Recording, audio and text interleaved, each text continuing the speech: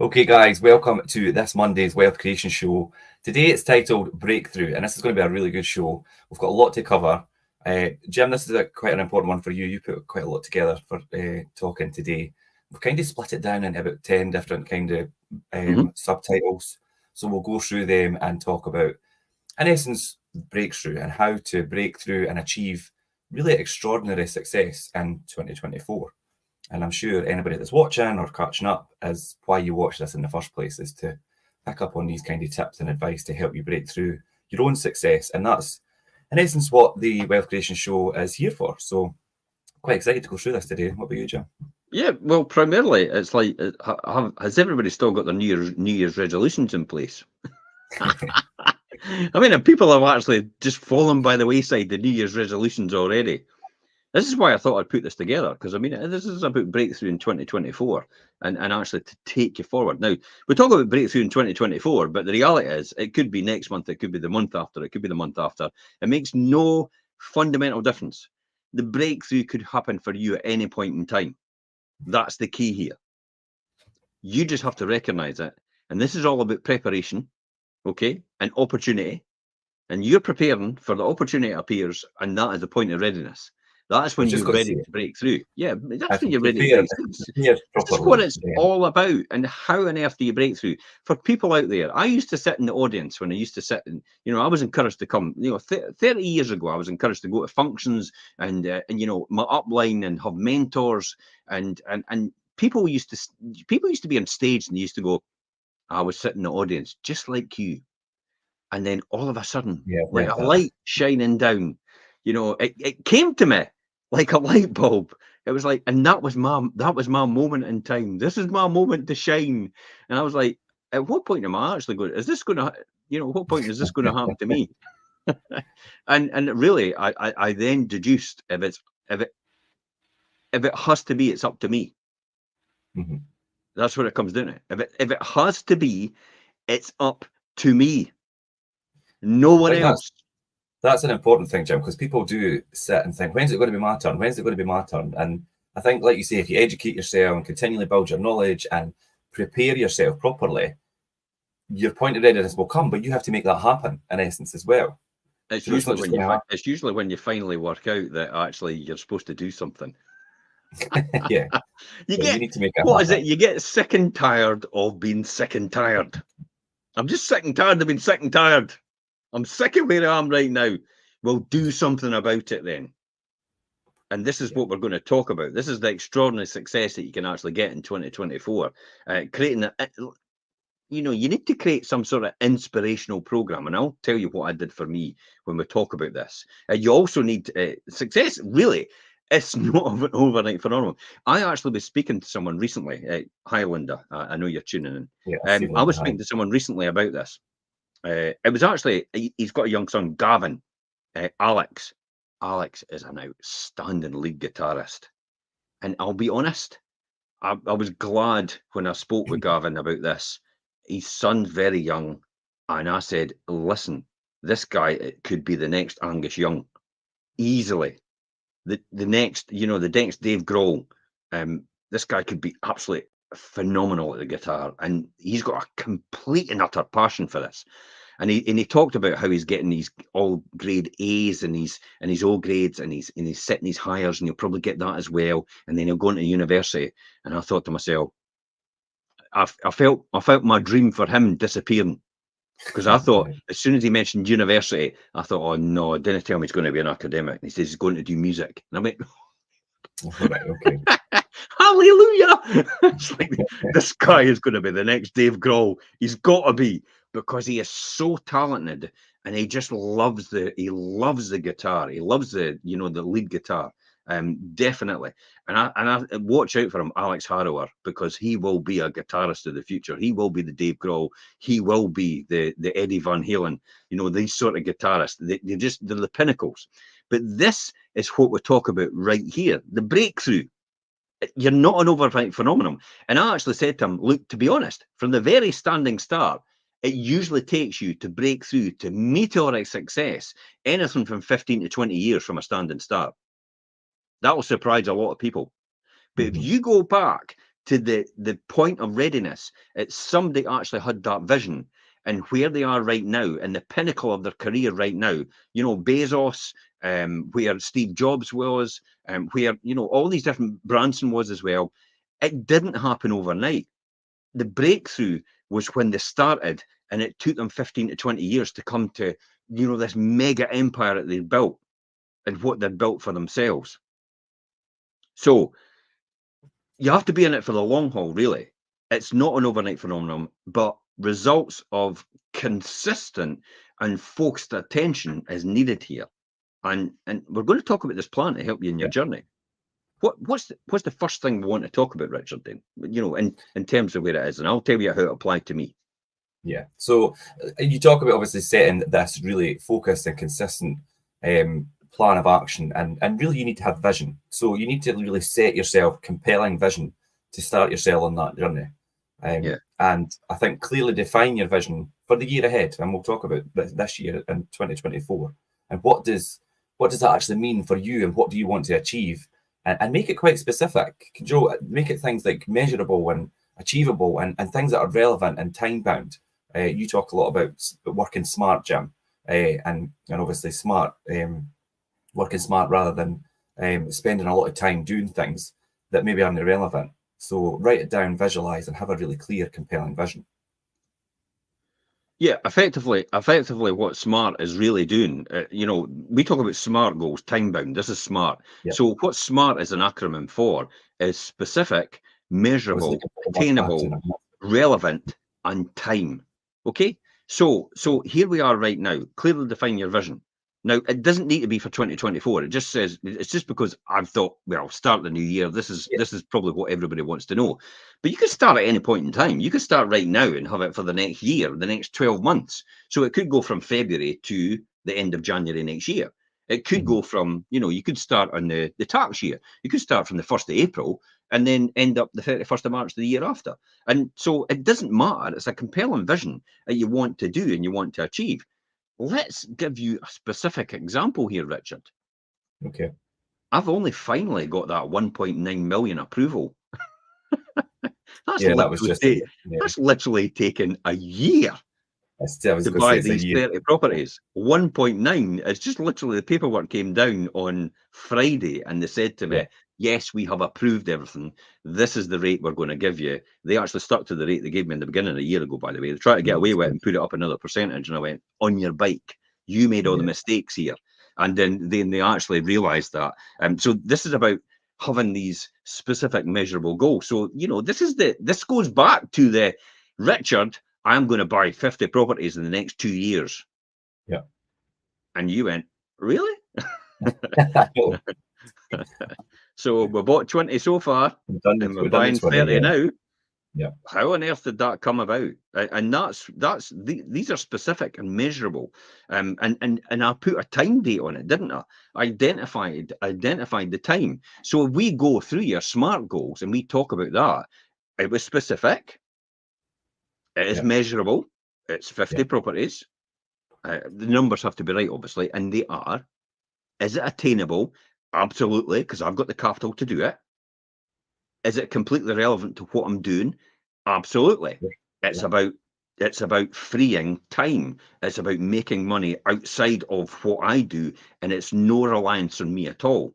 So it's completely relevant to what I do, and the time is, you know, basically what the time out of this, what happens next is the goals have to be clearly defined in a time frame, including a target or a deadline.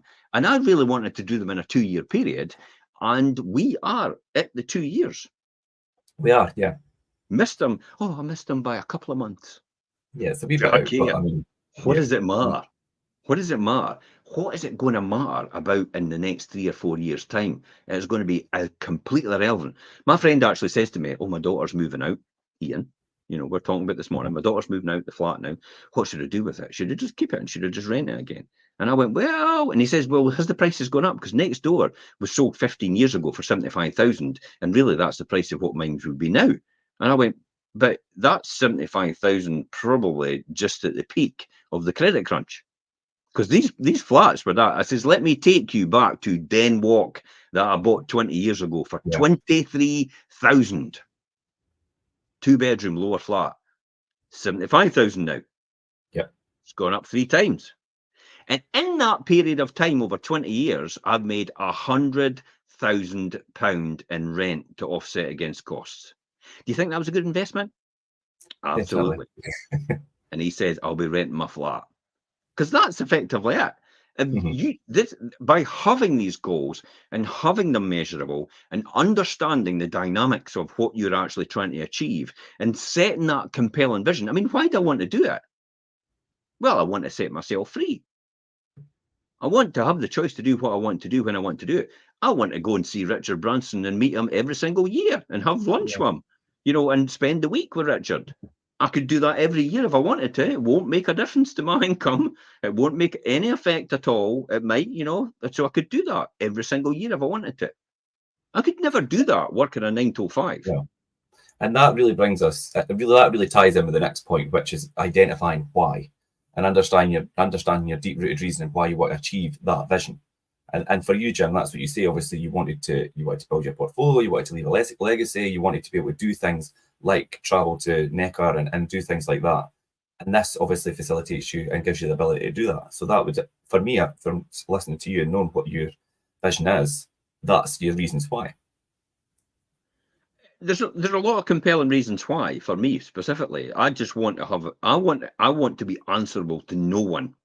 Yeah. And I want no one to have any control about what I do and how I do it and have any influence at all. So I can say anything politically I want, even though it's controversial to a party that I might be a member of, and they can't do a damn thing about it. Oh, well, we'll drum you out the party. So what? Who cares? Yeah. If I eventually become a politician, my salary as a politician will have no bearing on me. So I will be able to say anything I want, anytime I want. And no one will be able to stop me, and I'll be able to tell the truth every single time.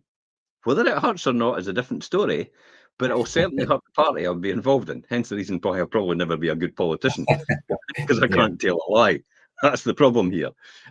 That's the difficulty. But the great thing about it is I can say it anytime I want, and there'll be no repercussions because no one will have control. They'll not be able to influence me by in monetary terms at all. That's the whole point. I did what I wanted to do. If somebody needs some help somewhere in my family, I can step in and help them with it. These are all the things that were planted in my mind as a seed 30 years ago. When I went to functions and that's what everybody else talked about. They talked about exactly what I'm talking about right now. Why you wanted to do all these things. And I used to sit and think, God, wouldn't that be great? Imagine if your brother or sister or mum or dad or anybody extended family needed help in certain areas and it needed finance to do it. Money would never be an object now. But and it wouldn't be you reaching into your capital.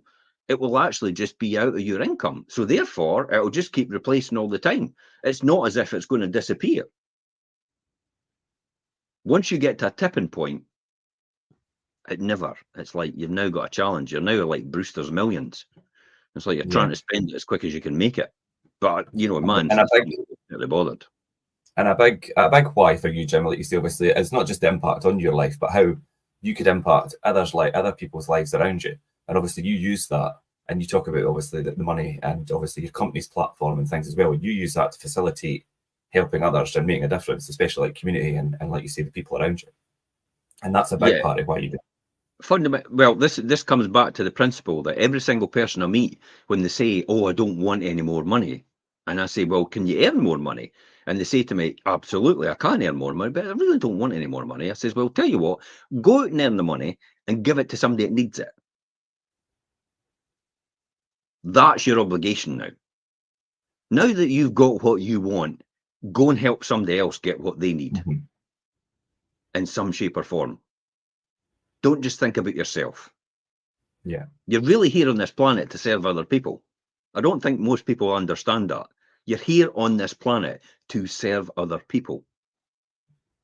And if everybody else was on this planet to serve other people, then this would be a lot better place because everybody else would be serving everybody else and helping everybody else on their journey. they wouldn't see any need to have any fights or wars or anything like that, because their objective would be to help the other people succeed. Yeah, and I think the thing about helping others and lifting other people up, if everybody had done that, like you say, Jim, it would be a very different world. Yeah. That, I mean, that's effectively what it is. You've got to identify your why. If you have no why, you have no reason to do anything. So what happens is when you wake up at 5 o'clock in the morning and you realize you've got to do something before you start your day, and you have to do it because it's critical to you getting a result in terms of what you're doing, and it's for someone else, Hmm. then your why is going to get you to do it. Your why is going to get you out your bed. Your why is going to get you. Your why is going to stop you drinking. Your why is going to stop you smoking. Your why is Yeah, going to stop you gambling. Your why is going to, your why is going to stop you being, adultery or anything like that. Whatever it is in your life, it's affecting you right now negatively. Your why is going to get you out of that. hmm And if you don't have a big enough why, you've got a problem. yeah, you're You, going to have a big you, hurdle to get over. Effectively, Yeah. what happens if you've not got a big enough why, Richard, you just drift from day to day and week to week and year to year until that's it. You're ready to leave this planet. It's the Most same people, thing with, most people are dead from the neck up, by the way, yeah, but because it's totally, it's like you the say about because the, nothing happens here. They're just going through the motions now. They just go through the motions. I mean, it's not a nice thing to say, but it's a reality check for most people. Most people, it's just they need a checkup from the neck up. mhm, They really genuinely need that, and they don't know why things are happening to them in their life. They don't know why things are happening to them. They end up becoming a victim, and if you become a victim, you've had it. Don't be a victim. Do something about it. You become a victim because you've allowed something to happen in your life. So do something about it and move forward. yeah. It's just like you say about New Year's resolutions and things. People make them every year, and well, we're just at the end of January here, and I could guarantee that a lot of them have fell by the wayside. And it's because they didn't have a big enough reason. They've not got a big enough why to achieve them. They set them because they know that they should be, or they want to in some fashion. But the reason why isn't big enough, and they just let it fall by the wayside. And they'll be making the same resolutions next year. And it's the same thing about setting a vision and goals for your own journey to Here we success. You go. really, yeah, This is me, Wall Street Bull. yeah, This is the Wall Street Bull. Okay, this is the obstacle. And literally this is what happens. The obstacle. So what's happening is, here's where I want to go, which is behind here, over here. And because I'm so close to this obstacle, and this obstacle is so big, I can't see what's behind there. So it's not possible. So, and that's the why. So I need to make my why big enough so I can actually see over this obstacle. So this why needs to be like, when I've got it there, this why needs to be a way up here so I can yeah, see over this obstacle over here overall. Or I'll never actually do anything because this obstacle is too big for me. So it's not about eliminating the obstacle, it's making the dream big enough. The facts don't count. That's really what it is. Make the dream big enough so the facts don't count. yeah. Nothing will stop you otherwise.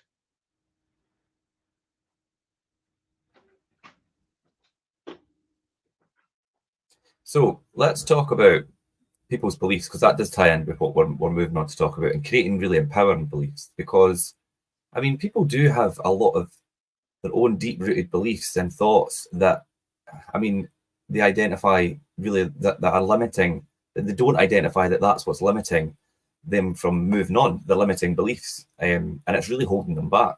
And you Yeah. really need to change that and create really empowering beliefs that are going to drive you forward and not limit yourself and hold you back. I mean, how important is that, Jim? I get it all the time, myself personally. Sometimes you Yeah. actually get caught into a trap where you actually think something in a certain situation and Hmm. you play it out before it's actually happened. So therefore, what happens is your mind then tricks you into believing that this is what's going to happen. So don't put any effort into it.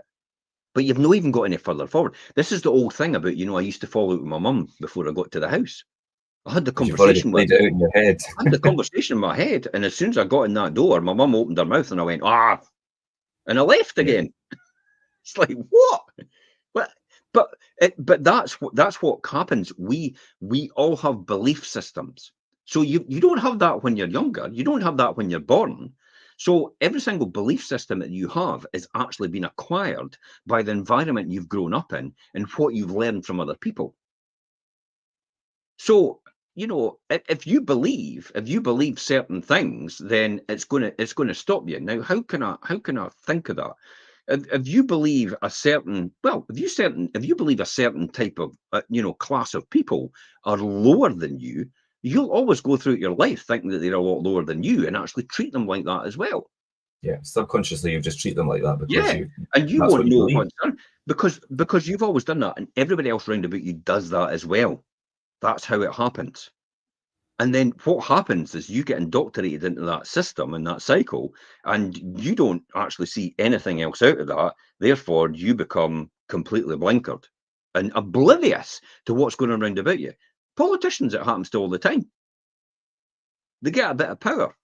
They get elected. They're academics. They've come from the ranks. They've come from maybe the police, or they've maybe come from social services. They maybe come from something like that. They've joined the ranks. They've maybe got a university degree, and what happens at university? You get into that environment where it's everybody's academics. Then what happens out of that is you then get the power, and Patrick Harvey's probably a classic example. And then it goes completely to your head. And literally, you don't want to relinquish that. And then ego steps in. And when ego steps in, you've had it. Because you now become delusional about what's happening around about you.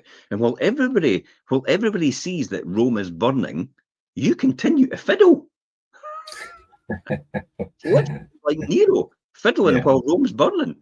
The whole system's collapsing round about you, and you don't see it because you're so blinkered, and you've got this empowering belief about what you believe actually happens round about you.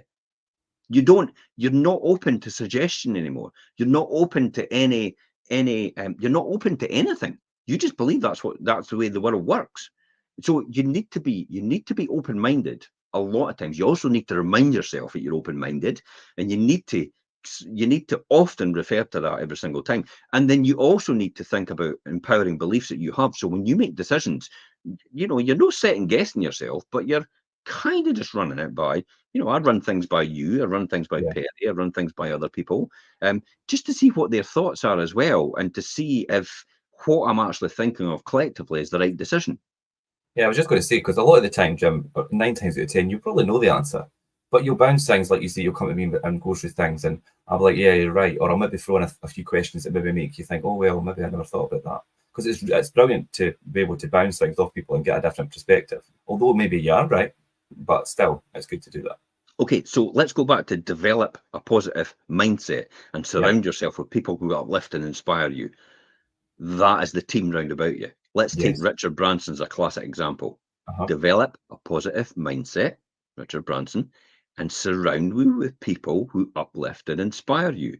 People who are more knowledgeable than he is in the fields that he needs these skills. That's all he did. Now, I'll take a good guess and say Bezos did exactly the same thing. Steve Jobs did exactly the same thing. Everybody that's been successful has done exactly the same thing. They've surrounded themselves with people who have got skills in areas that they lack, but also people who are inspired and uplifting as well. There's no place for somebody that's negative in a system like that. No, And they just don't often last that long. Or what happens is like the rotten apple in the barrel, who then starts to affect every other person round about them. We've yeah. all had them in our workplace before. And some of you have probably got them in your workplace right now. They're a cancer. Yeah. They will destroy everybody else. They will suck the life out of everybody. We all know people who walk into the room and the light goes out. We all know people like that. They're few and far between, but there is people like that when you walk into a room, the light goes out and the energy is sucked out the room completely. But we also know people who walk into a room and the light brightens and it inspires and empowers people to be better than they are right now. That's the type of system. That's the type of people you should be behind. That's the empowering beliefs that you'll get. That's where you'll get your inspiration from. Being around like-minded people. Be careful. These like-minded people are not negative people. Definitely. Because misery loves company as well. We know that with Facebook. I know. You know that. God. Facebook, you know that with Facebook. All the social platforms, What's the first thing you see with Facebook when you know what's happening here? When somebody says, oh my God, it's just all happening, kicking off. And you're kind of thinking, you're just looking for people to blooming start feeling sympathy for you. Yeah. It's like, you're looking for affirmation now. You're looking for people, you're looking for attention. That's classic. Classic. Now, I'll be honest, we're on here on Facebook right now, but I'll be honest, we're not bothered about the attention. This is content that will be passed down to generations of my family to understand and make them more knowledgeable. The one thing I never want to do is pop my clogs on my deathbed and realize that all that knowledge and information that I've acquired all these years has gone completely. That's why some people write books, but I like doing video. Because video and live videos in the moment, it gives you a feel for what's happening right now and what's affecting people right now and in the moment itself. And it will give the person a real feel. It's watching it and interacting with it, that feeling as well. And I think that's really, really important. Yeah. And so empowering beliefs is everything. Yeah, the good thing about the video and that as well, Jim, is that it can be broken down. You know, we break it down into the podcast and things as well. So, I mean, there's a lot that can be done with it. And social media can be really negative, but as you say, we're using this just now as a platform to create content and use it in a positive sense. And you really need positivity and somebody uplifting you. Yeah, definitely. It's going to go south very quickly. So yeah, create empowering beliefs and stop negative things and limiting beliefs holding you back. Definitely, yeah. Absolutely. Okay. So the next one I've got to think about is take massive action. There's no doubt about I've been taking massive action when it comes to my health. Yeah. It's like I ran 16 miles yesterday. Oh my God. I did wonder. I seen that and I thought, God, you're keen, but do you know, good on you, because I jumped. This is 2 weeks, by the way. So I jumped from 7 miles to 15 miles last week. And then I did 16 miles this week, just to prove that 15 miles was that extra one on there. No, just to prove 15 miles wasn't a fluke. That's all. Right, okay. So 16 miles running, and then I'm going to say, okay, I can't continually do that. I'm going to have to start on hill running now. So I'm going to have to start going up Ben Cleuch again, which is 8 miles, 4 miles running up and 4 miles back down. It's like that. Typical, yeah. It's like that, and I'm going to have to start doing that to build stamina. But the whole point of running 16 miles continuously is to build endurance. It's not for speed; it's endurance. It's to be able to take. This is about endurance. This is about taking massive hits. You know, taking massive hits and still keeping going. This is how you build endurance. This is what you do. This is why you do marathons, and this is why you do long distance running, for that very reason, because it also teaches your body and it teaches your mind as well to be endurant and to be consistent about what it's doing. So this is why, and I've had to adapt. I'll be honest, what I've done was massive action. I've had to adapt. It's like I was meant to do spin today, and it's like there's no way I could do spin after doing 16 miles yesterday. So I've moved it to tomorrow morning, which is the rest day. So I've moved it, and the rest day is going to be the Monday after the long run or whatever the workout is on the Sunday.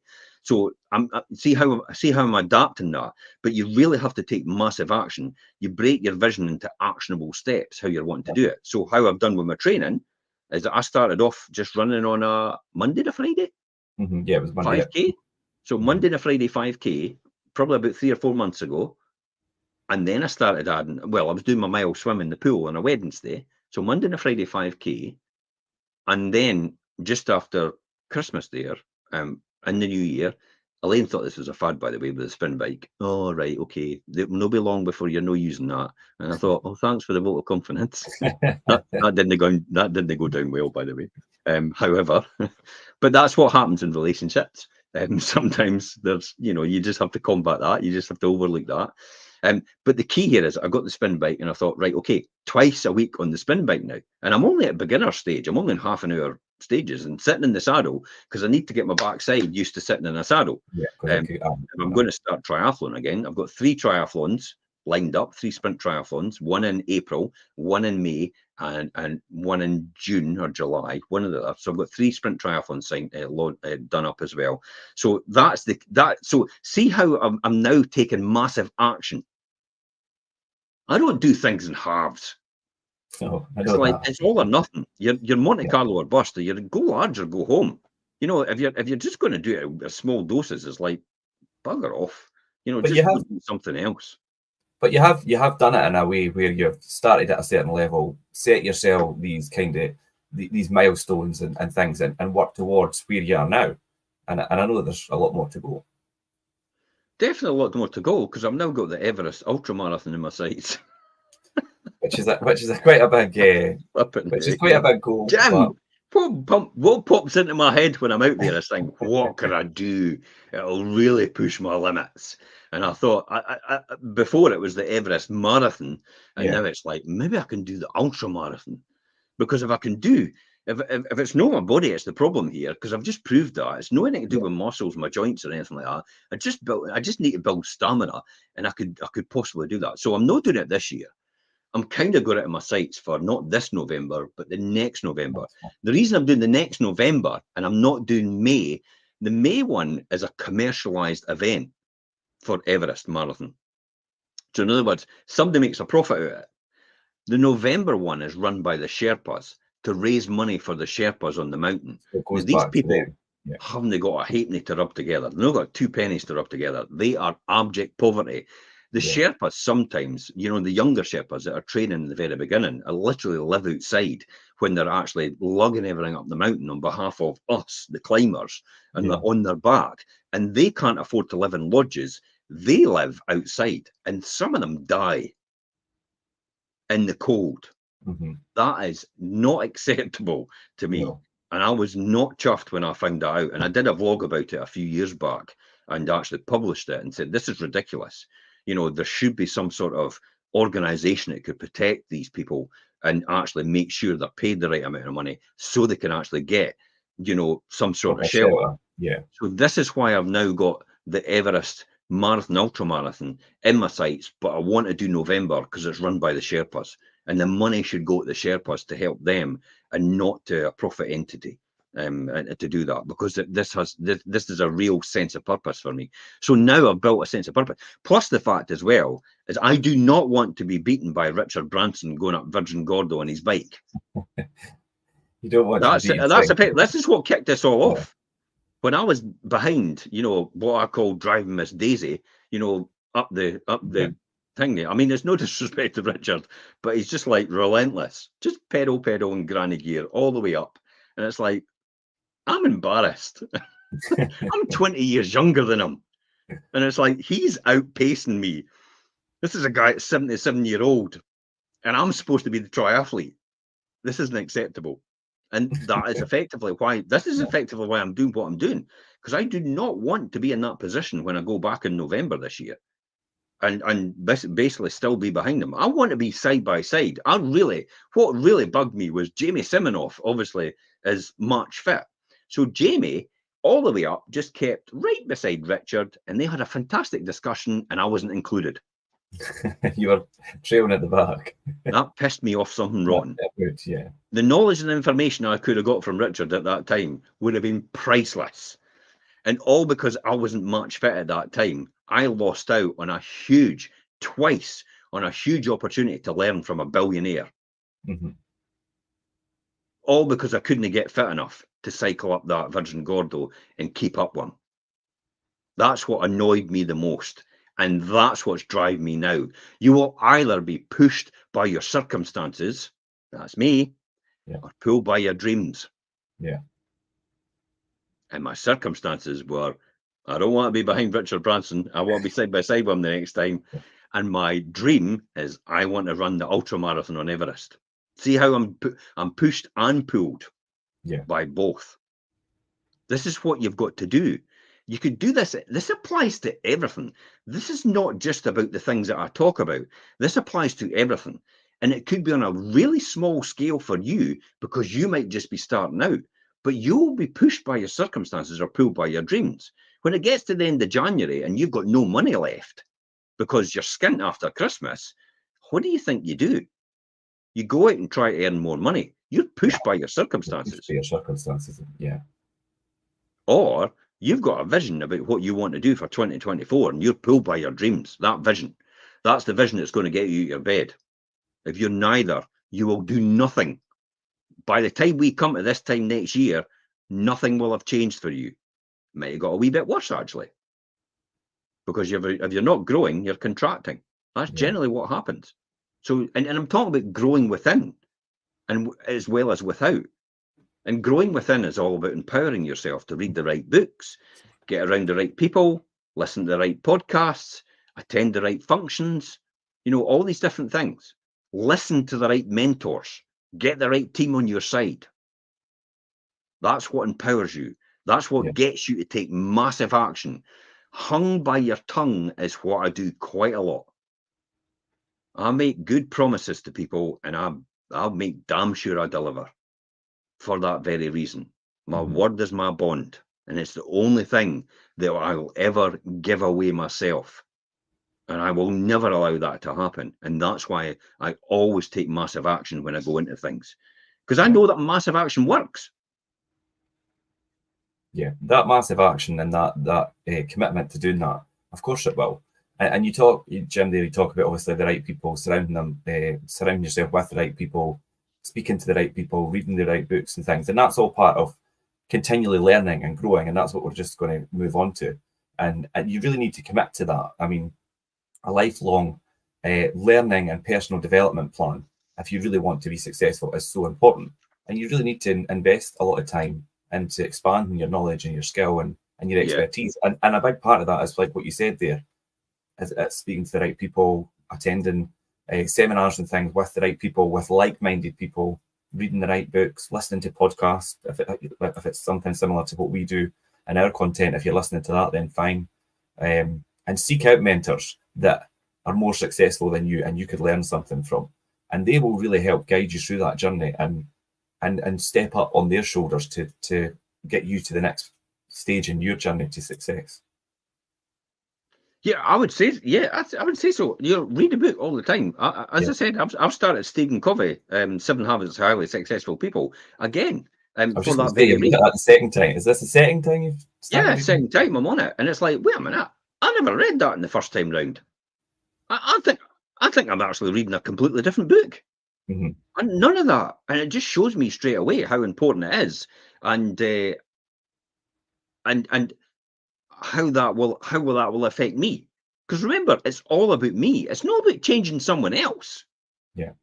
It's not about getting someone else to change. It's about getting me to change from within. Not get people to change from without, outside of me. It's about getting me to change. Once I sort me out, this is why when you get onto a plane and the plane's going down and the pressure drops and the mask drops out the top of the thing. This is why they say put your mask on and help yourself first before you can help someone else. Because by the time you've helped someone else to put their mask on, you're dead. Yeah. You can't help anybody else. But if you put your mask on first, you can help hundreds of other people round about you. Think about the amount of people. I said to my father the other week, I says, you don't realize the amount of people you've touched their lives through the rest of us. Yeah. If he hadn't had me, we wouldn't be doing this. There'd be no business. There'd be no people living in our houses. There'd be no people getting looked after. There'd no jobs created. There'd be no wealth created overall, all because of that one person. And that's only one person. And everyone else he's interacted with has had a positive effect throughout his life. And this what goes for everybody. That's what effect have you had on everybody else's life? Yeah, that's quite a really good way to put that. Yeah. I think that's made me really think, because you obviously, we do this and you do what you do and you're creating a legacy and do a lot for others and everything. But funnily enough, you are your parents' legacy as well. So yeah, it's quite a good way to put it. It's how you've touched everybody else. This is why I like It's a Wonderful Life by Jimmy Stewart. Still never seen it. Oh my God. Um, A Wonderful Life, when Clarence actually says, I tell you what, you don't want to be here, you wish you were never born, I'll grant you that wish. And how things turned out because he was never born. mhm. And then it showed him how many people he affected in his life and how many people he helped in his life and how many people still lived because of him, directly because of his influence. And that's why I find it so inspiring, that film, every single time. I could watch that I could watch that on a continuous reel for the rest of my life, because it tells me straight away, I literally want to be George Bailey. Mhm. That's the person I want to be. That's what inspires me the most. That's the person I want to be, because I want to help other people attain what they want to help in their lives.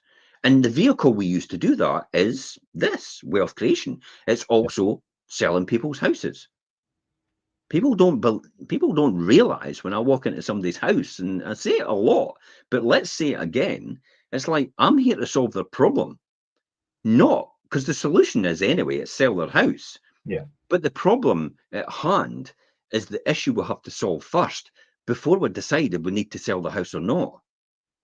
Because There's a kind of, yeah. sometimes I walk away from that and they'll not actually be selling their house, because we've actually identified the house sale is a symptom of how they are right now. And the house sale is not necessary because they need to resolve what's happening in their life right now at this point in time. This is why when I go into people that have a separation, the first thing I say to the other party is, is this retrievable? Is this are we able to make amends? Have you actually, and judging by their reaction, it gives me a really good indication if it's all over or not. Because often I'll say to people, these are the best people to go and speak to. These are the best people to help you through it. These people will not necessarily get you back together, but they'll find an amicable route, counseling. So I'll be able to tell people that and get them. And if they can get back together and it means not selling their house, then so be it. I would rather have them back together if that's the right course, because a lot of people don't realize what's happening in their life right now is what's affecting them, and it manifests itself possibly on the other person that they've got with them, and they don't realize it is happening. It's Yeah, there's a happening to lot. me right now.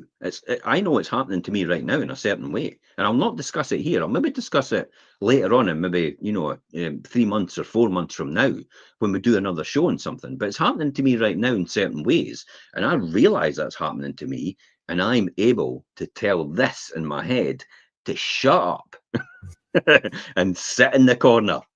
Bubbles. Shut up, Bibbles, and sit in the corner. That wee voice in your head, it tells you and starts to plant seeds. Yeah. Watch out for it, because it'll do it. It'll get you, and it's a protective thing. But sometimes you've just got to let it play its course. Yeah, there's a lot of different circumstances that bring people to certain decisions, or start to make certain decisions, and selling your house is quite a good example. This is But it's why, not though. always This the is right why, though, thing. Richard, continually learning, growing, and continually learning all the time. Learning should be a continuous, lifelong thing. From other people who are more successful in the fields that you want to be, or it's just other people. Yeah. The one I was listening to was Raphael. Imprisoned for 12 years, and he Mhm. didn't even commit the murder. And I tell you what, the strength of that guy is absolutely unbelievable. Unbelievable. To actually come out after 12 years and be so philosophical about the whole thing. Look at Nelson Mandela, and look at his life. If you've ever watched, his I think it's Walk to Freedom. It's the film. And, if you've Yeah. ever read the book, it's like, wow, for you to be imprisoned for all that time and still come out like this and not bitter is amazing.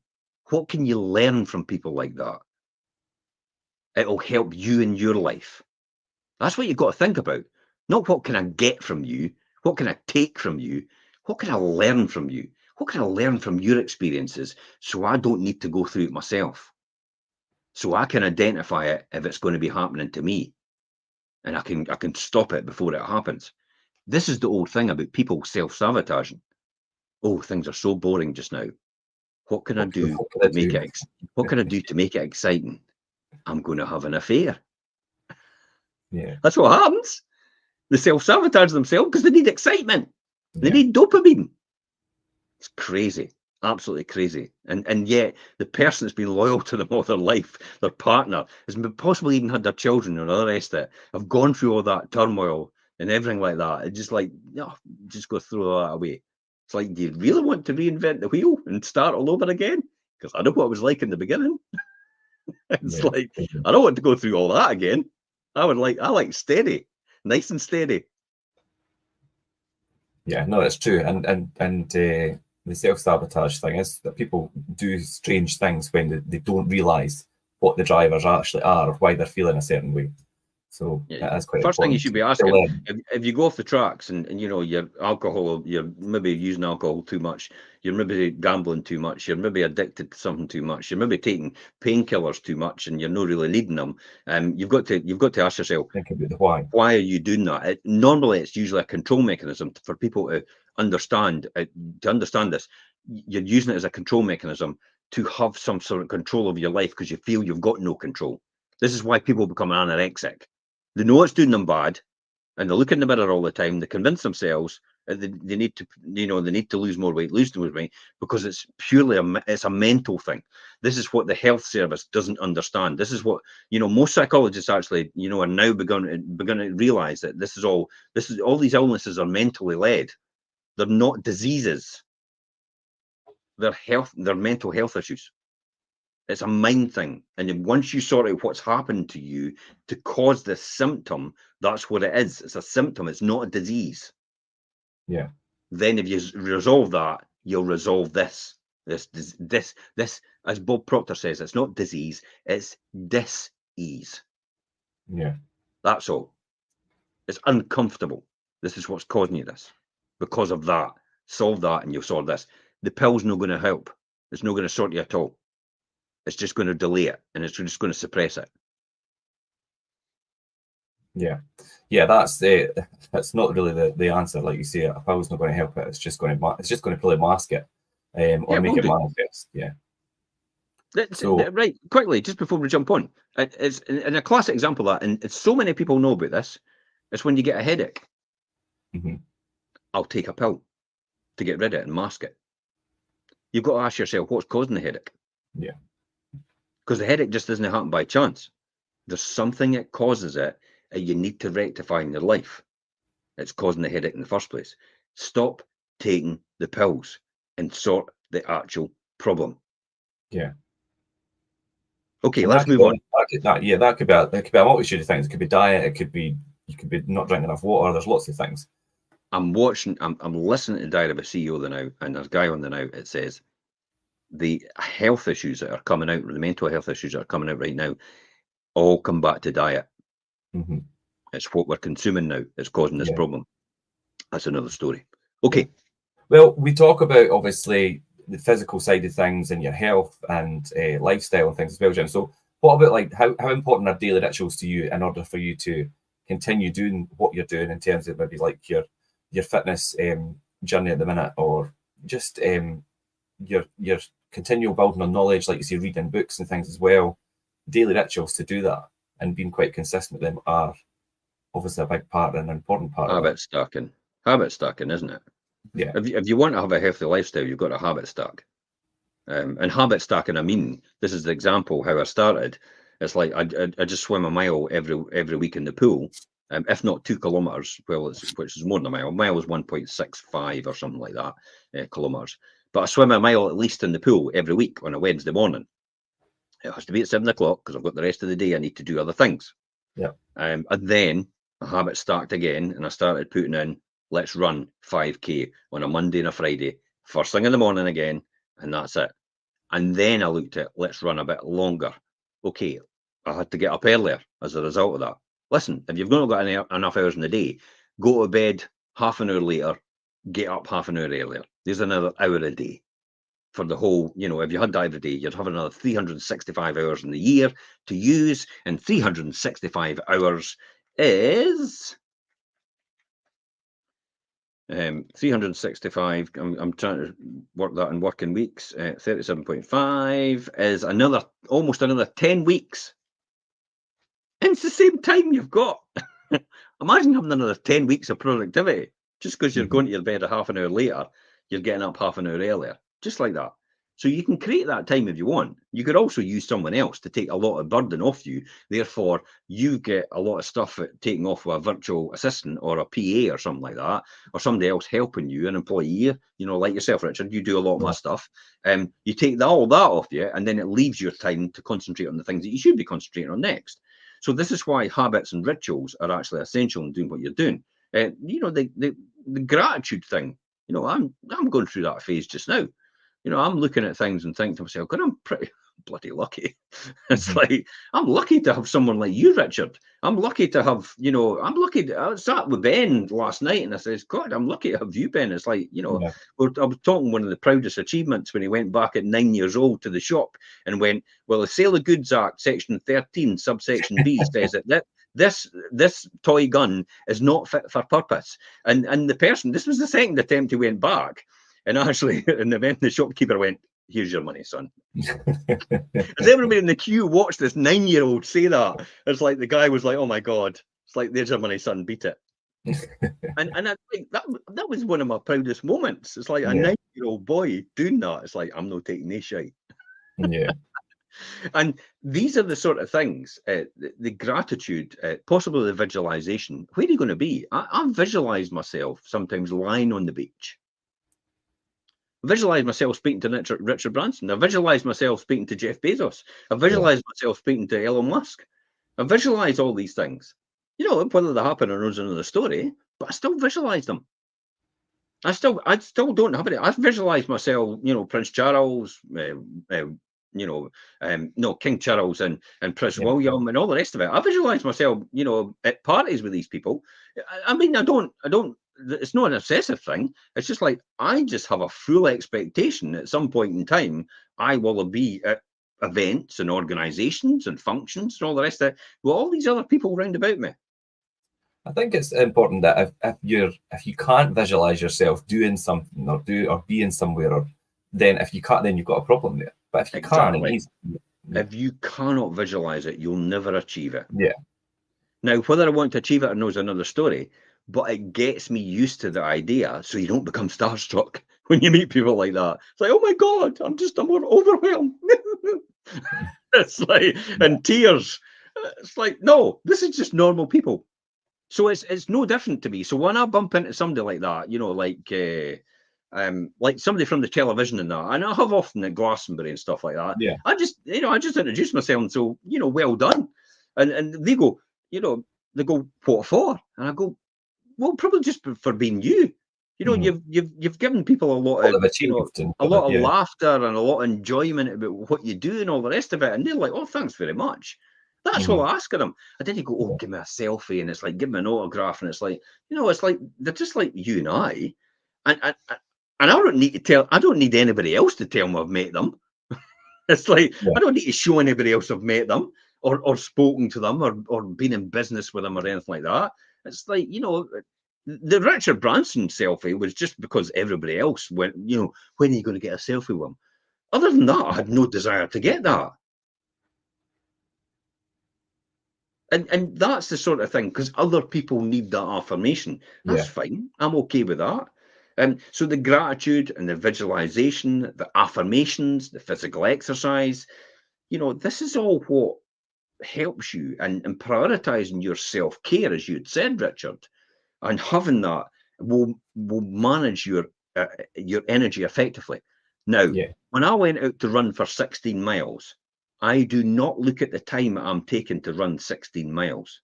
I have actually changed my watch to my heart rate. And I will not run beyond zone 3, which is aerobic. Okay.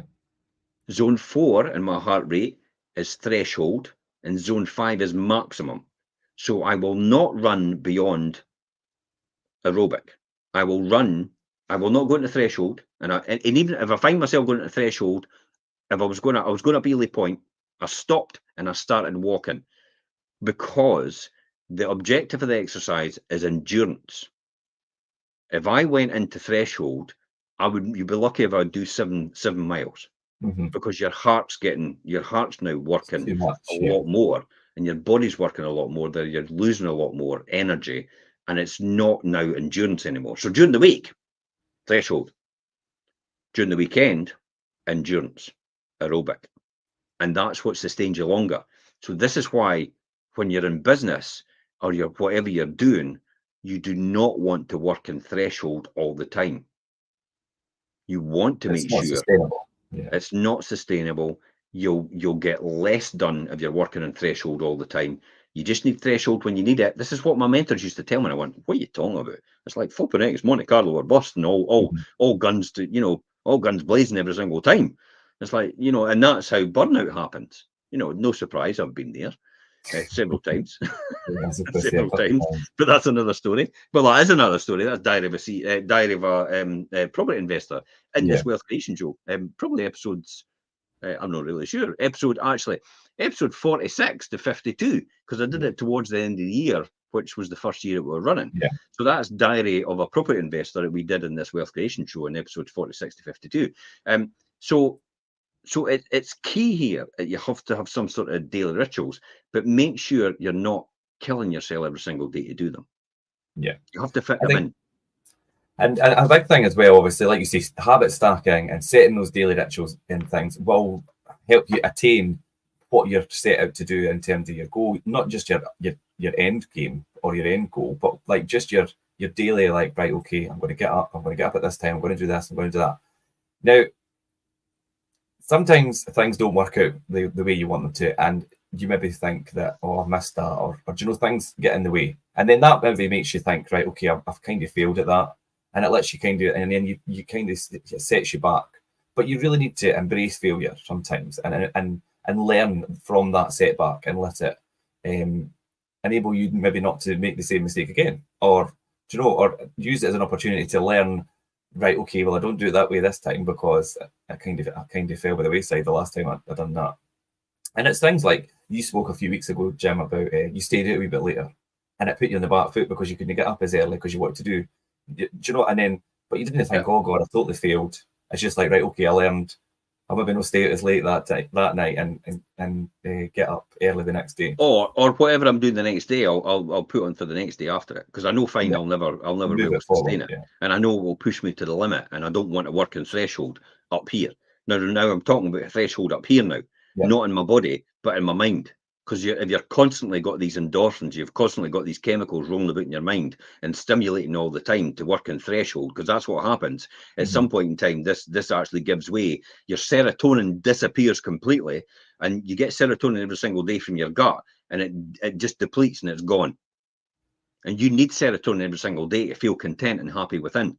And if you don't have that, that's why people become manic depressants, because the serotonin is actually, it's not possible to actually recreate it anymore. And that's why neurotransmitter inhibitors like citalopram, all the prams, in terms of the drugs and that, are actually serotonin inhibitors.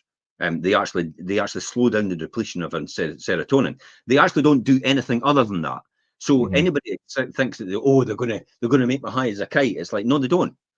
Anybody that's sane and anybody that's got the right amount of serotonin, taking an antidepressant like citalopram, for example, will make no difference in your life. It will make no difference. It will not change you at all, because you're okay. You've got the right amount of serotonin, so it doesn't make any difference. All it does for people that are suffering from that is actually just slows down the depletion daily and actually makes it more tolerable. There is side effects. Obviously, it makes you a bit more drowsy and queasy and stuff like that. But you'll probably give up alcohol because of it then, because it's like, that's what happens to you. Thank God for that. So all these failures can lead to ultimate success. Everything that's failed in the past for me has failed for a reason, and I wouldn't be here today if it wasn't for that. Without them, God forbid, I would never go back and change anything. All the angst, all the turmoil, all the heartache, all the pain, and I mean real pain, and I'm talking about real pain I've gone through mentally and physically over the years. Not just physical pain. All that pain I've gone through, I've suffered and I've gone through it. literally has led me right to here. And thank God that actually happened then, because I would never be where I am today as a result of that. My old boss at Tillis Russell, Colin, it's like, thank God you bullied me, Colin. Flipping egg. It wouldn't have made me move on. Yeah. I wouldn't have moved on. And I talked about that. And, he bullied me out the door. And I literally walked into a job double my salary in a brand new company car, top of the range, because of that. Because I was comfortable where I was. I was enjoying myself. I had job satisfaction. I liked it. Mhm. But and I had no desire to look for anything else. So thank God that actually happened. Everybody that's been with us in the past, it has left. They should be turning back and thanking us for them leaving, because they've all left to better jobs. Yeah, and things that are more When you suited to think them. about it, they've all left the better things, and that's the great thing I love about it. Because if it wasn't for what happened to them here on their journey, I'm not saying it was negative, by the way. I'm just saying if it wasn't what happened to them there, it led them to leave in their circumstances, go somewhere else. They wouldn't be where they are right now. So they needed us. They needed us to get there in the first place. We became their booster rockets. When they were taken off, we became the booster rockets and fell off at the right point in time for them. And then they moved on to better things. Fantastic. Good on them. And that's what happens. So you've got to embrace that failure. Every single failure has led me to my success. How many people can understand that? I could. Tuning in right now. Every single failure has led you to your success. Thank God for failure. Show me somebody who's never failed, and I'll show you somebody that's never succeeded in anything. I mean, it's quite common if you listen to quite successful people and they tell their life stories, and it's always filled with the initial stages of how much times they failed and had trip ups and setbacks and things on their journey to where they were now. Like you say, Jim, that could be a period of 15 to up to even 30 years. It could take any time. But what they done was they understood that embracing those failures led to the opportunities for them to learn and grow. Yeah. And then, like you say, Jim, really sit back and analyze what these setbacks are and make the necessary changes and adjustments to allow you to keep moving forward with a wee bit more resilience and that extra determination to really achieve what you set out to achieve. This is where it comes back to now, then build that supportive network round about you. Yeah, this is probably the one, surround yourself with people, like-minded individuals who share your ambition and drive. Because when you have a failure or a setback, they go, yeah, that happened to me as well. And I'm kind of thinking, why did you not tell me that in the beginning? Yeah. And then I would have avoided that. But sometimes some people just have to go through the failure in order to realize that it doesn't work. And I say that often to other people. I'll give them the right advice. And then I say, well, if you want to go through it and find out it doesn't work, then be my guest. Mm-hmm. But I know it doesn't work because I've been through it before. Yeah. And I tell you what, I did it several other times just to prove it didn't work. So I just didn't do it once. Just to I make didn't sure. do it once. I did it several times just to prove it didn't work. Yeah. That's me. I like to prove things either. I like to test. I like to prove things don't work. You see that? I had a tenant that was with me for 20 years. 20 years, Arthur. Arthur paid a 1-bedroom allowance for a 2-bedroom flat, all because I wanted to test the system to see if Benefits would pay him a 2-bedroom allowance because he had his kids at the weekend. Mm-hmm. And then I found out that it was only when it follows the child benefit. The child benefit when it's in his wife's name. So I used that to test that. And then I tested it another couple of times with other people as well. Now, I probably lost. Just make sure. I probably lost out of that 1,200 every year times 20. I lost about 24 grand in income. But you learn a valuable thing for that, and that obviously. Listen. To be honest, it was a decent enough return. I was okay. I could have got another £100 a month extra. Arthur was a great guy. I had a whole sympathy for Arthur. He split up when his child was just born almost, and I really felt for Arthur. And he was really on a tough time, and I thought, yeah, okay, I'm fine with that. I'm okay just to take the hit for the £100 a month. and you can I'll rent it to you as for a 1-bedroom rate. My numbers work as well. I'm okay with that. And Arthur was with you as a tenant for a long, long time. Yeah. And yet you'll have people out there, and there was somebody on TikTok recently, castigating me the other now, is you just take advantage of other people and all the rest of it. Or I'm sure we do. I'm sure we do. One of us puts a roof over people's heads, while the other one stands on the sideline and criticises. I know which one I am. Yeah. But yeah, you're absolutely right, Jim. Surround yourself with like-minded individuals who share your ambition and your drive and lift you up in things like we spoke about already. Networking with successful people, that's really important to surround yourself with just that mastermind group of people that are in maybe your the same field that you're interested in or that you work in. And they maybe are at different stages from what you are, but you could learn a lot from like-minded people who are successful in their own right. I get a bit of like joy or like no joy but intriguement about the fact that we have our property chat every month, and there's a limited amount of people that turn up, and I kind of think to myself, God, if that was me, I'd be there every single month. Yeah. And I'd be like, I'd be asking every single question going, because these people turn up to the property chat and they could ask me anything they want in their life. Yeah. I've probably done it and I could probably solve it. Or I know somebody that can solve it, or I know a book that can solve it for them. And because I've acquired and still acquire that much knowledge, that if I don't know the answer, I know where to get the answer. Yeah. And that's the key here.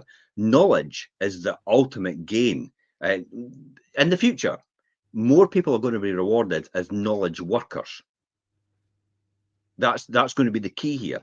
People are going to be rewarded more for their knowledge and their expertise and what they know, rather than actually what they can do, because automation and AI is going to take all that out of them. The knowledge is the one that's going to count the most. AI is not going to be able to replace a human in terms of making a decision, because they'll go with the most efficient decision, whereas a human will go with the most moral decision, potentially in that scenario. And that's what's still needed. All this thing about AI and jobs are going to disappear, it's a lot of crap.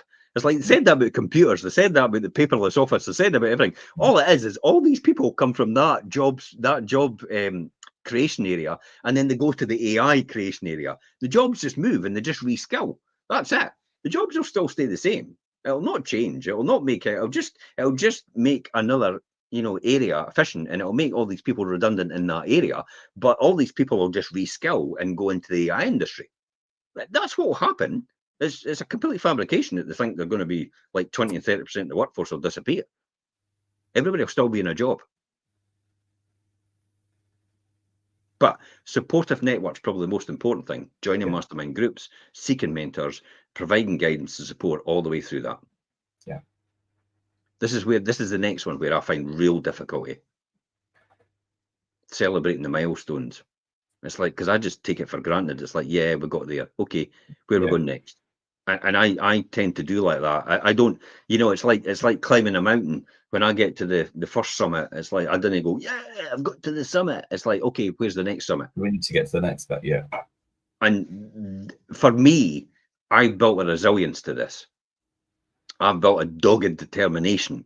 My dream's so big, and my mission is so big, that nothing will ever stop me in life, no matter what. Until nothing like, even when I'm gone, it'll not stop me, Richard, because this is here now. Yeah. This will go on after me. This is the key. This is what everybody thinks. This is what everybody really wants. They want some sort of will I last forever. Well, you will if you're doing something like this. Timeless content, Yeah, timeless content. It's completely relevant.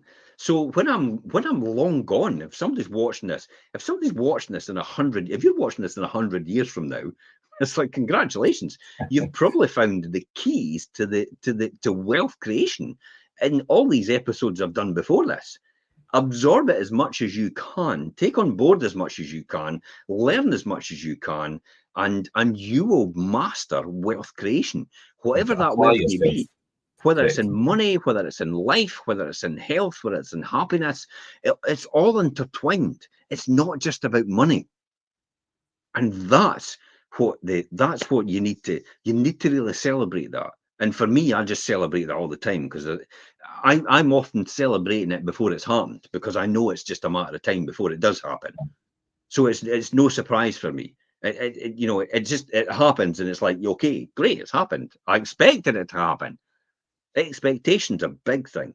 So acknowledge and celebrate your progress along the way. Recognize the small wins. Yeah. Yeah, small wins. I'm not really sure what that is to me. Small wins, but Well, now and again. let's take I your think, running. Your running, for example. yeah, I think being grateful.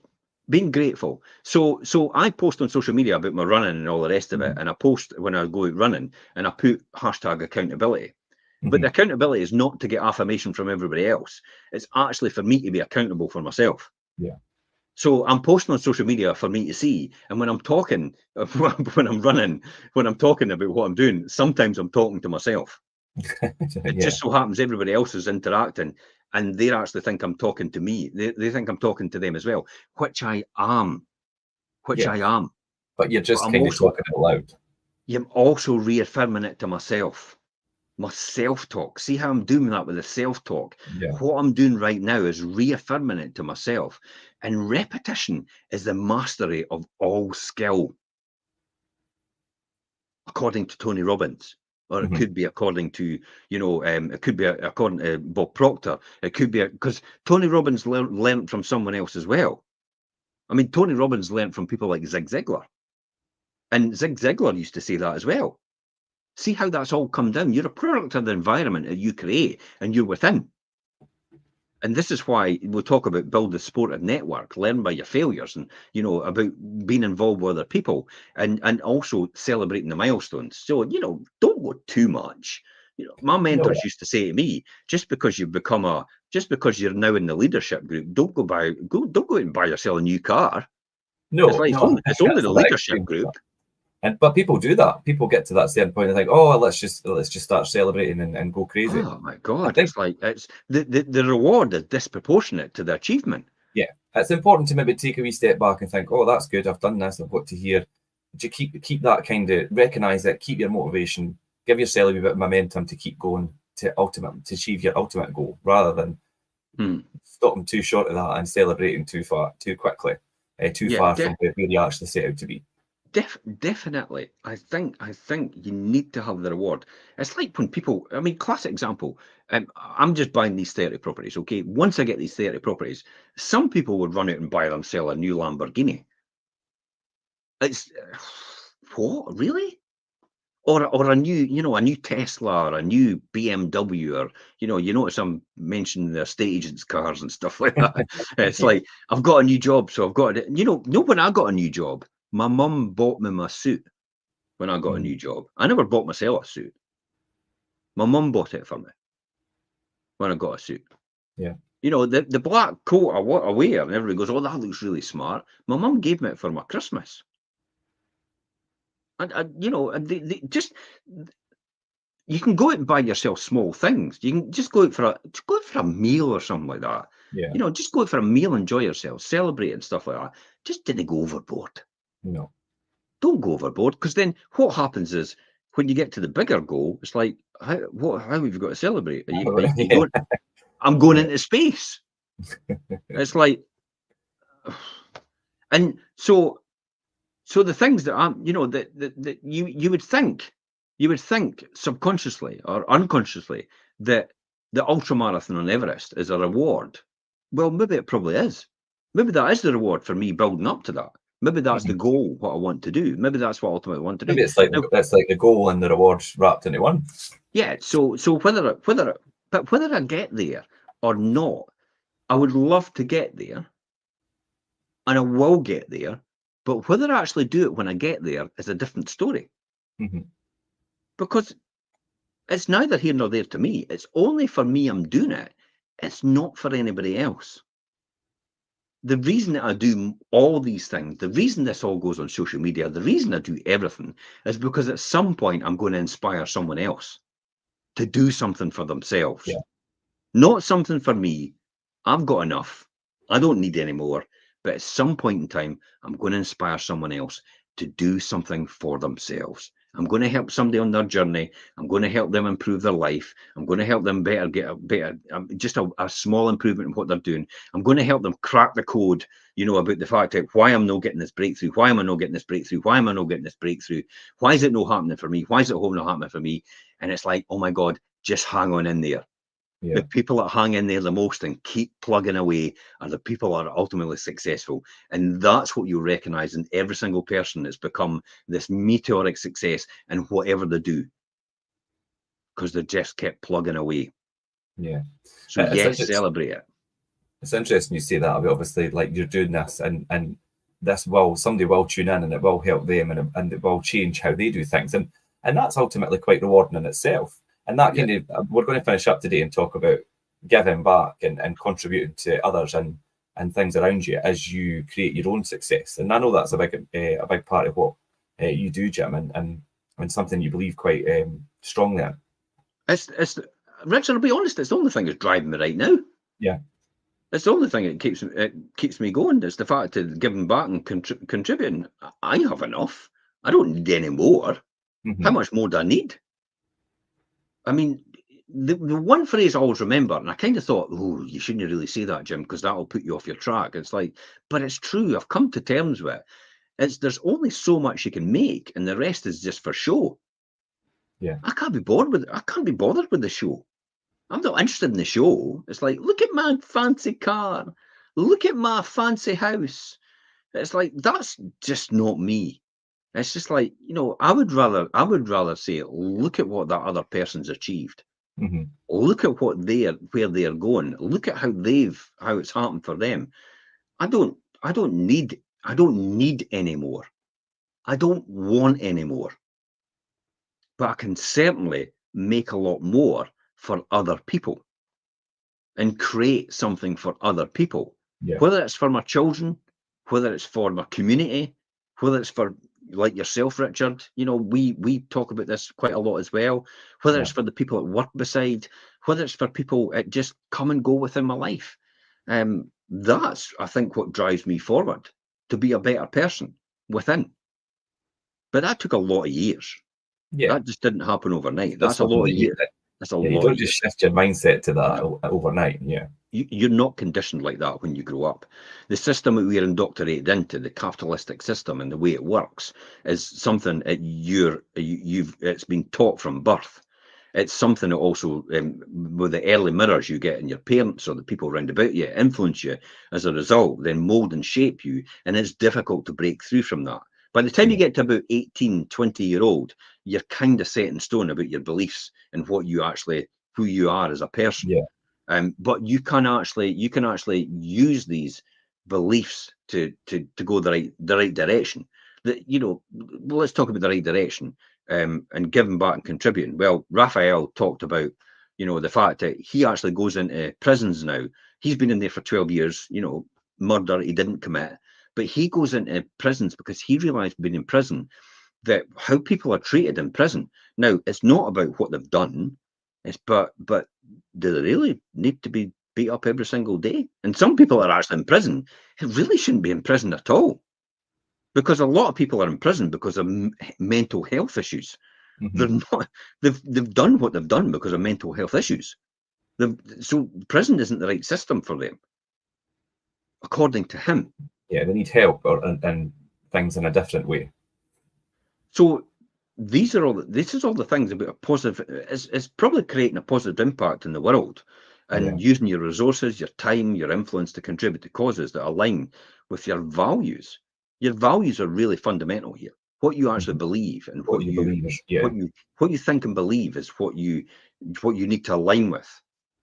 If you believe the world's bad, and you believe everybody's out to get you, I'm afraid you're on your rocky road to nowhere, because Mm-hmm. you'll never achieve anything, and people will gravitate away from you as soon as you walk into a room. They'll disappear. I often look at people that criticize me on social media, and I go straight onto their Facebook page, and I look at their friends, and it's like they've got about 60. Yeah. That probably tells you everything about their life right now. And I don't criticize them back. I often just delete their comment. Yeah. I don't see the point of this. I don't see the point of having they've probably got it tougher as it is when you look at their profile and you look at, some of the things that they post on a profile gives the game away as well. Some of the horrible things that they're posting and some of the things, and you think, you're in the right frame of mind. I'm not going to contribute towards that by making it worse for you. I'll just delete you I'll delete you and then I'll ban you from my page, because the other people that are involved with me don't need that interaction. Yeah. And I certainly don't need that interaction in my head either. It's not giving any added value to my quality of life and the quality of life of people that interact with me as well. So ban and delete is a great button on social media for that reason. And I would urge a lot of people to use it a lot more. If you don't, if people don't like me, even if it's your brother or sister or your mother or father, just get them off. Get them off of social media. If they're affecting your life. It's not that, and you say that, Jim, and it's like, even if it's like family and things, family and that, I mean, it's not all sunshine and roses, and it doesn't mean you have to never speak to them again or things, but just take them out your daily circle. You could love your family. If it's negative enough. You can love them, but if they're constantly bombarding you with negative, remember, not positive. They're bombarding you not positive because you're negative, then obviously you've got to explore that. But if they're bombarding you with negative all the time, and they're constantly dragging you down, and they're more or less feeding off your energy, because that's what people are sometimes energy vampires. It's like, now I've got my claws into you. It's like, I'll drain you of your energy straight away. And they often come in the form of social media. And this is why social media can be quite a bad thing, but absolutely an inspiring. It can be used in a bad way, yeah. But the great thing is the algorithm works out eventually when you start interacting with all the right people about all the positive experiences, and the algorithm works out what you'll interact with and what you'll actually want to see on your timeline. TikTok's good at that. I don't see anybody dancing and twerking on TikTok. Every time I see inspirational leaders every single time, because that's the thing I engage with the most. Yeah. That's why I love TikTok. That's why I'm an hour into TikTok and I still can't get off the damn thing, because TikTok's worked out. This guy responds to inspiration. This is what he wants to this see. guy responds to leaders. This guy responds to information that's going to help him improve his life. So I'm going to keep him on there as much as possible to sell him as much advertising as possible. And I go to TikTok, fill your boots, pal, because I tell you what, you're giving me all that knowledge and expertise over that next hour. You can take as much advertising as you want. As long as it's relevant to you and it's good content. Yeah. Just don't interact with the stuff that won't add value to your life. That's what you've got to think about. Whatever I'm interacting with today, whatever anybody's saying to me, is it really truly adding any value to my life at all? And if the answer to that is no, then start to ignore it. Cut it if out, not, just and try to get rid of it as much as possible out of your life. I do remember when I started 35 years ago, 40 years ago in my journey, because it took a while for me to start and buy to let. And start to see that. I do remember, a lot of my family actually, more or less saying to me, no, you shouldn't be doing that, shouldn't be doing that, shouldn't be doing that. That I've heard stories about this, I've heard stories about that, I've heard stories about this, and I'm like, you're having a laugh. You're obviously just believing all the crap that you hear in the media and everything that you think it based on your. And I know you're trying to protect me, but the reality is, I know where I'm going, I know what I'm doing, and I know how I can see my vision. And literally that became the obstacle at that point in time. And I says, I love you to bits, but I'm certainly not going to listen to you all the time. And I said that quite openly. Yeah. And everybody else, it was actually at that time as well, in the same sort of groups and organizations, talked about that story as well, how they sat down with their family and said, I love you to bits, but you're not going where I'm going. You're not leading where I'm leading. Holding them back. And it's really... Effectively, people try to protect you because they don't understand, because they can't see a bigger picture that you can see. Because your mind is now expanding. Your mind is now seeing a lot more as a result. You're getting an insight into where you're going, and also how to have meteoric success in the future. These people aren't. They're not going there. They've not seen that. They've not seen the promised land. They don't have the faith within them because they've not been able to do it. They think you can't do it. Yeah. And a lot of people actually, they don't want you to do it because it highlights the fact that they've not done it. Imagine it's like, I had it in the beginning, if somebody starts if somebody starts a McDonald's, right? When somebody started a McDonald's in the beginning and McDonald's didn't work for them, do you think they would go about telling their pals to start a McDonald's? No. No. And yet McDonald's worked for all these people that have done franchises, but they don't want it to work for anyone else because it didn't work for them. That's why they go about saying that. It's the same when someone leaves on bad terms, leaves a job. Don't go and work with them because of this and that and this and that. It's like, well, okay, but no one else experienced that. That was just you. Yeah. It's like there's a common factor here. and that's the sort of thing. So you've got to think about that. You've got to think about what input you're getting and where you're getting it from. But remember, this plan is just a beginning. Stay committed. Yep. Stay focused. Above all, stay persistent. It's just consistent. You know, there's nothing special about what I'm doing. It's literally, I'm just here for the long haul, and I just keep taking the hits and moving forward every single time. And every single time you move forward, you're successful. Every single time you take the hit, it's just trying to knock you back. But you're meant to go through that. Yeah. There can be no victory without a struggle. Yeah. So believe in your abilities and never lose sight of your vision. With that dedication and the right mindset, you have the power to break through and achieve extraordinary success. Outstanding, world class. It will happen. Yeah. You just have to hang around long enough and keep going every single time. Yeah, it's like you say, yeah. Persistence and commitment into what you're trying to achieve. Definitely, Jim. That was really good. I hope everybody enjoyed that. There's a few kept watching through there. Thanks, Linda, Angela, Jim, and thanks for jumping in the comments. This is, of course, it will be on the playlist, so people can watch on the rerun. And also, it's on the podcast, like we said, Jim. Obviously, we break this down for people to listen to on the go or whatever. So hopefully that has given people a lot of good tips and advice, obviously, for their success in 2024, and indeed onwards from that as well. Yeah, perfect. Okay, that's us. Next week, I'm not really sure what we're going to talk about next week, but I'm sure we'll have something great. We've not decided yet, but we'll be back next Monday, 12:30 as usual. And until then, I'll see you guys later. See you later, Jim. Bye for now.